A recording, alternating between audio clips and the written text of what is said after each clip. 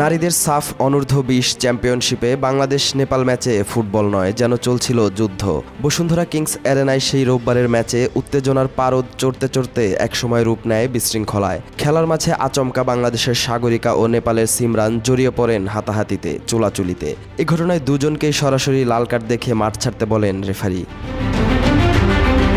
মাঠের সেই তাণ্ডবের রেশ গিয়ে ঠেকে শাস্তিতে। 3 ম্যাচ নিষিদ্ধ করা হয়েছে 2 খেলোয়াড়কেই। তবে এই ঘটনার পর সবচেয়ে আলোচিত ও সমালোচিত নাম এখন বাংলাদেশের গোল মেশিন সাগরিকা। রেফারির সিদ্ধান্ত ছিল স্পষ্ট, দুজনকেই সরাসরি লাল কার্ড। সঙ্গে সঙ্গে মাঠ ছাড়তে হয় এই 2 ফরোয়ার্ডকে।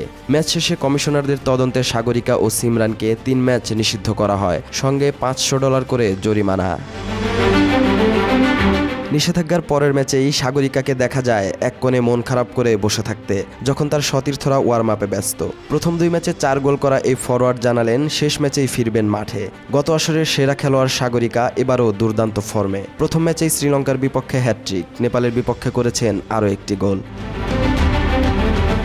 গত রোববার বসুন্ধরা কিংস অ্যারেনায় নেপালের বিপক্ষে লাল কার্ড দেখায় সর্বশেষ ভুটান ম্যাচ খেলা হয়নি সাগরিকার। বৃহস্পতিবার একই প্রতিপক্ষের সঙ্গে খেলেছে বাংলাদেশ, কিন্তু সাগরিকা এখন নিষিদ্ধ। আগামী শনিবার শ্রীলঙ্কার বিপক্ষে ম্যাচেও মাঠে নামতে পারবেন না। তার প্রত্যাবর্তন হবে 21 জুলাই নেপালের বিপক্ষে ফিরতি লড়াইয়ে। এবারের সাফ অনূর্ধ্ব-20 চ্যাম্পিয়নশিপে বাংলাদেশ দল এক কথায় দুর্দান্ত।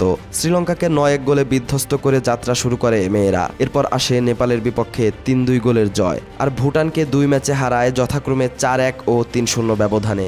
ফলে 4 ম্যাচে 12 পয়েন্ট নিয়ে এখন শীর্ষে বাংলাদেশ। 4 দলের এই লিগে শ্রীলঙ্কা এখনও জয়ের মুখ দেখেনি, আর ভুটান জিতেছে মাত্র 1টি ম্যাচ। তাই শিরোপা লড়াই এখন কার্যত বাংলাদেশ ও নেপালের মধ্যে। নেপাল 4 ম্যাচে 3 জয়ে 9 পয়েন্ট নিয়ে ঠিক পেছনে আছে। তারা বাকি 2 ম্যাচে জিতলে 9 পয়েন্ট পাবে। বাংলাদেশও যদি নেপালের কাছে হেরে গিয়ে কেবল শ্রীলঙ্কাকে হারায়, তাহলেও পয়েন্ট হবে 15। তখন হেড টু হেডেই চ্যাম্পিয়ন ঠিক করা হবে। তবে বাংলাদেশের সামনে সহজ সমীকরণ। বাকি 2 ম্যাচে একটি জয় আর একটি ড্রয় যথেষ্ট ট্রফি নিশ্চিত করার জন্য। আর সেই নির্ধারক ম্যাচটাই 21 জুলাই, প্রতিপক্ষ নেপাল। অঘোষিত ফাইনাল বলতে এখন সবাই তাকিয়ে আছে সেই দিনটির দিকেই। আর সেদিনই নিষেধাজ্ঞা কাটিয়ে দলে ফিরবেন বাংলাদেশের গোল মেশিন সাগরিকা। প্রশ্ন একটাই, ফিরেই কি তিনি এনে দেবেন কাঙ্ক্ষিত ট্রফি?